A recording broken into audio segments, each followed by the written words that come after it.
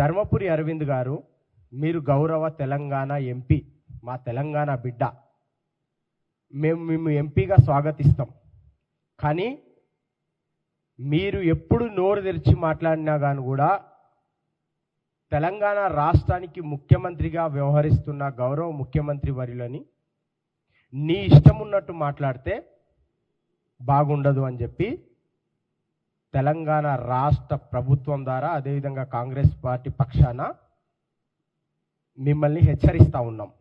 ఎందుకంటే తెలంగాణ రాష్ట్రంలో గౌరవాలకు, ఆత్మశాంతికి, అదేవిధంగా ఆత్మ పరిశీలనకు ఇది పుట్టినిల్లుగా తెలంగాణ రాష్ట్రం ఉంటుంది. కానీ నువ్వు అవన్నీ మర్చిపోయి ఈరోజు ఏవైతే మాట్లాడతావో మొట్టమొదటిసారిగా ఆ మాటలన్నిటినీ కూడా నేను ఖండిస్తూ ఉన్నాను. అంతేకాకుండా ముఖ్యమంత్రి టూర్ పైన నువ్వు మాట్లాడుతూ ఉన్నావు. మీ ప్రధానమంత్రి హోదాలో 100కు పైగా టూర్లు చేసి తెలంగాణ రాష్ట్రానికి, ఇదే విధంగా దేశానికి ఏం తెచ్చిండో ఫస్ట్ నువ్వు దాని మీద ప్రెస్ మీట్ పెట్టవలసిన అవసరం ఉన్నది.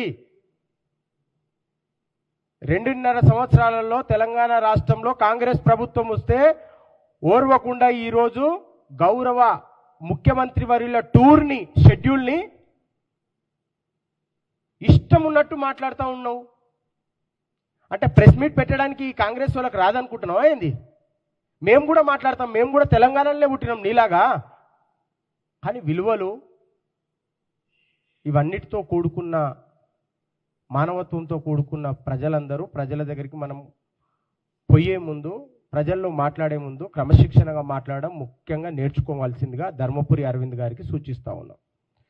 అంతేకాకుండా మీ 8 మంది ఎంపీలు ఈరోజు కాంగ్రెస్ ప్రభుత్వం ఏర్పడి దాదాపు 2.5 సంవత్సరాలు అవుతుంది.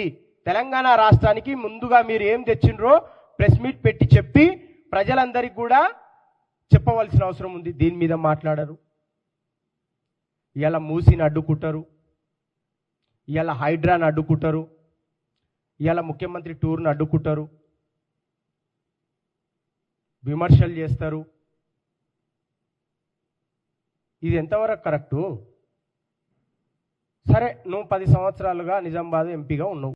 Subscribe us and press the bell icon for more interesting updates.